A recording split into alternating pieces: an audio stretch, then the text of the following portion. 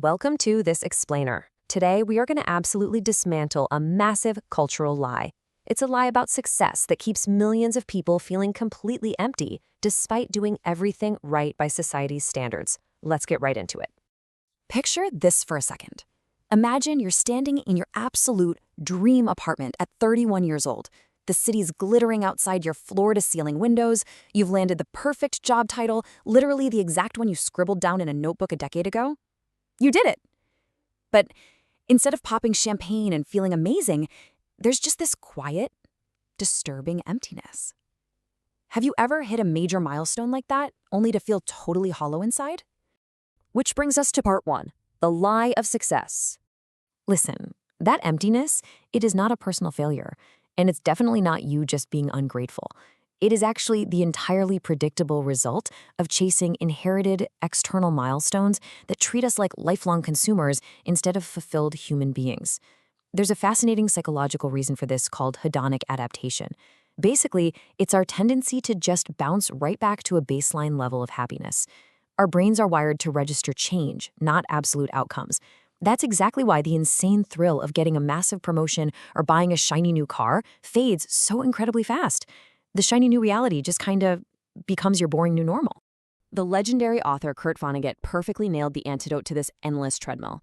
He once shared this brilliant story about being at a billionaire's mega party with his friend Joseph Heller, the guy who wrote Catch-22. So Vonnegut leans over and points out that their host made more money in one single day than Heller's massively famous book had earned in its entire history. Heller just looks at him and calmly replies, "Yes, but I have something he will never have. Enough." It's such a profound moment, right? Because the absolute rarest wisdom you can ever possess isn't knowing how to hustle for more. It's knowing exactly what enough actually feels like.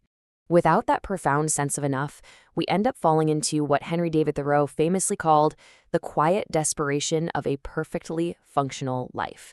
And we see this quiet desperation all the time in people who have achieved literally everything conventionally. Take Howard Hughes, for example. By every worldly measure, the guy had infinite wealth, immense fame, complete access to anything he wanted. Yet he died completely isolated, terrified of the outside world, and absolutely paralyzed by the fear of losing his empire. The accumulation that was supposed to buy his freedom actually became the exact thing that made him hopelessly paranoid. This perfectly builds into a brilliant concept by Harvard psychologist Tal Ben-Shahar called the Arrival Fallacy. This is that deeply ingrained, sneaky trap of thinking, oh, I'll be happy when I finally graduate, or I'll definitely be happy when I get that corner office. But here's the catch. When you finally arrive at that magical destination, you almost always find that the exact same anxieties and fears just packed their bags and moved right there with you to the finish line. So let's move into part two, résumé versus eulogy. So if chasing external milestones is just a trap, how on earth should we actually be measuring our lives? Writer David Brooks makes this profound, absolutely crucial distinction between two different ways we evaluate a human life. Think about it. We spend almost all of our time, our precious energy, and our daily anxiety building up our résumé virtues. These are the metrics, the hard skills, the impressive job titles, and the wealth we accumulate. But while we're obsessing over those, we completely neglect our eulogy virtues. These are your kindness, your presence, how generously you loved the people around you, and how you made people feel truly seen. And here is the harsh reality we all have to face. Nobody at the end of their life ever looks back and wishes they had accumulated a few more impressive job titles. The eulogy virtues are literally the only things people are actually going to remember about us. This takes us right into part three, the absolute power of deep relationships.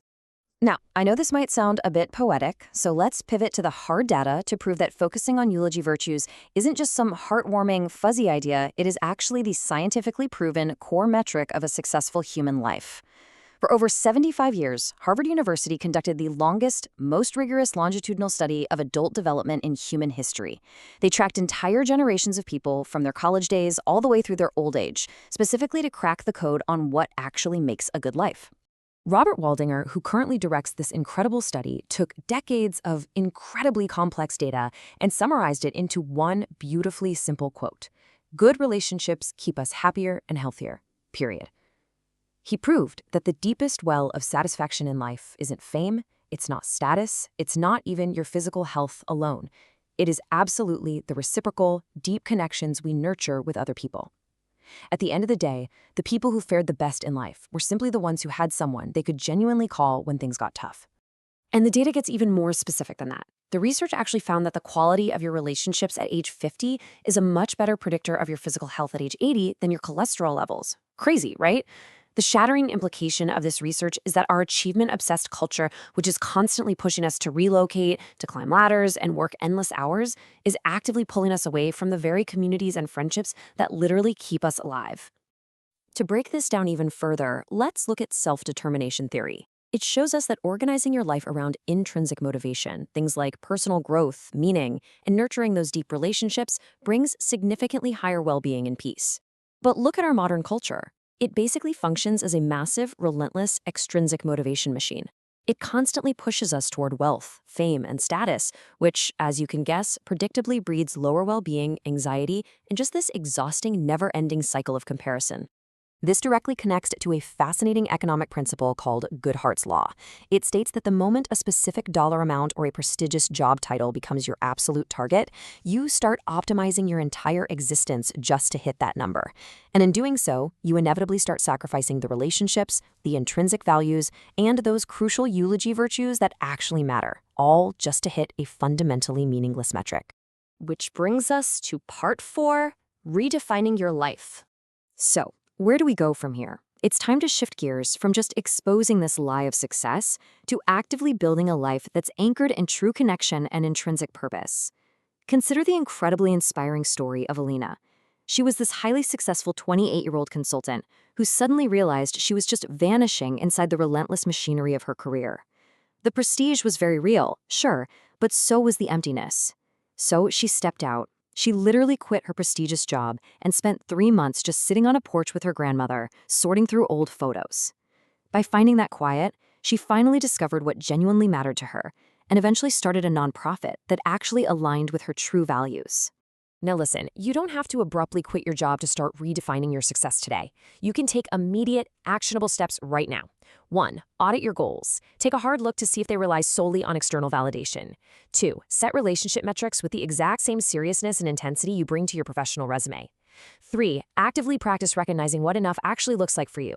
4. Have an honest, maybe even uncomfortable conversation with yourself about what you truly want. And 5. Invest your precious time where it actually compounds, in your people and in your community. Notice how doing all of this requires one really fundamental element: stillness. The entire edifice of conventional success relies heavily on keeping you moving so incredibly fast that you literally never have the time to stop and question it. The whole infrastructure of social comparison and endless notifications is designed to distract you. Therefore, the most radical, powerful thing you can do to reclaim your life is simply to find stillness. It's the one thing that truly allows you to see clearly. To close out this explainer, I want to leave you with one ultimate, provocative question to chew on. What kind of person do you want to be? Not how impressive do you want to be or how rich, but what kind of person?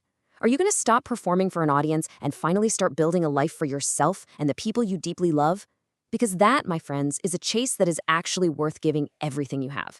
Thanks so much for hanging out with us, and I really hope this helps you redefine what truly matters.